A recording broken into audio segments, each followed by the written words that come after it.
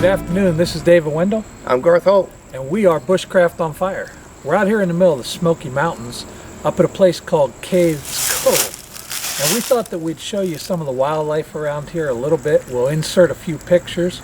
And we just had a pileated woodpecker over our head, but he flew right as we started the camera. So what we're going to do is do a little tree identification while we're out there. So let's get right to it.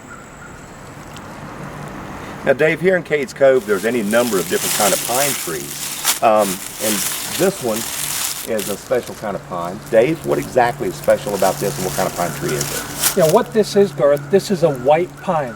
Tam can zoom in here a little bit or move in for us. We'll get a look at it.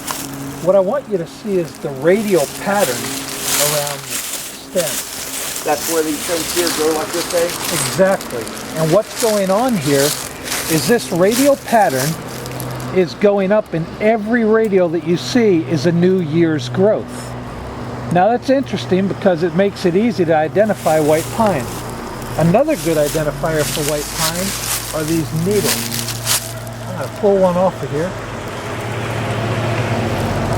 And you will notice that the needles on a white pine are 5.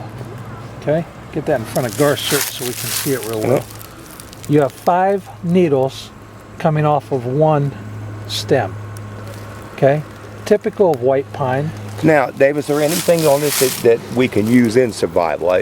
Yeah, there's a couple of things that this is good for in the bush, Garth. First of all, pine needle tea. Obviously, you can eat that. If you take apart, scrape the bark off, which we can't deface in here, but if we scrape that bark, and if we use the inner bark, then we're able to eat that. You can boil it up and eat it kind of like spaghetti. But one of the most interesting things is the white pine is the only pine that you can use for a bow drill fire. It's less resinous than all the others. So you find some here with lower branches that are dead, obviously larger. This is a very young tree, maybe 15 years old, as you can tell by this radial spoke. Now, Dave, you hear a lot about pine nuts and pine cones, and use pine cones to start fires with, and pine nuts you can eat. Is this one of the pine trees that has them? Actually, hold on to this, Garth. Okay. Here's a pine nut. Okay. No, you know, there are pine cones. This is far too young to be bearing tall. Okay. So again, we've got to get the larger trees. And it's interesting because here in Cade's Cove, they actually have some pine that won't open their cones up and release the nuts until there's a fire. Really? And they do that so that it replenishes if there's ever a fire. So it's the temperature that causes the pine cones? Yeah, absolutely. When we go out into the bush, of course, we're going to take the pine cones, we're going to put them by the fire, the closed cones, and they'll open up, releasing their seeds to us, and we can eat them as well. And folks, excuse the traffic noise, but this is Cade's Cove, and we're right almost at the end of the 11-mile loop here that we've been doing as a family. Tam's behind the camera, and of course Dave and myself and my wife and the children are here, so you'll have to excuse us. Here's another very prevalent tree out here, and most people know this is rhododendron. It's also called mountain laurel. Well, Dave, I think the actual name of it's mountain laurel, isn't it? I think people just call it rhododendron. Yeah, it's the rhododendron is the Latin family of it, but mountain laurel is this actual one. Has a beautiful little fiery, everything's past here. We're into the fall here. But you can still see on some of these leaves the little fiery candle-like thing that comes up, and it's beautiful. This is also a distant relative of the magnolia. They're in the same family. Beautiful tree down south. So, Garth, one of the things about these, tell us about it. Wherever you see these, you've got what? Water.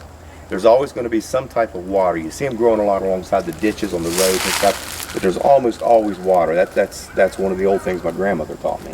If you're ever out and you need water and you can't find water, if you can see a rhododendron tree on a mountainside on the far side, if you go to it, there's generally going to be some form of water. Exactly. We always talk about that need. You only have 3 days without water. So find one of these bad boys, and even if the bed is dry, you're probably going to be able to find water. All right, now this is a very typical tree, very prevalent across the United States. You can see opposite leaves, okay? There are only 3 trees with opposite leaves, 3 true trees.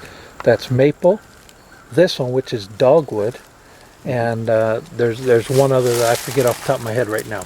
But the little fruit on the top, and a lot of you will see this as a red fruit later on. Very, very typical tree.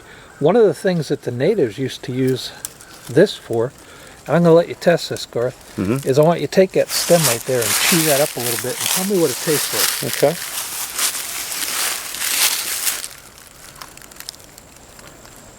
It tastes a little bit bitter. It's like quinine water. Good bit of bitter, yeah. In fact, a lot of bitter. A little bit of reaction on my tongue, actually. A little bit of numbing almost on my tongue. In fact, that's exactly what it is. It's quinine. And the natives would chew that up and brush their teeth with it. I'll be darned. It would be medicinal for their gums and brush their teeth. That's pretty gross. You have some black stuff in there. Oh, yeah. The other thing that I wanted to show you about dogwood was this bark. It's a very distinct pattern. It's not real deep, but you can see all the little squares, almost like a checkerboard on it. And of course, that is typical of the dogwood. Dogwoods grow anywhere from 8 to about 25 foot tall, and they're a lower canopy for the forest.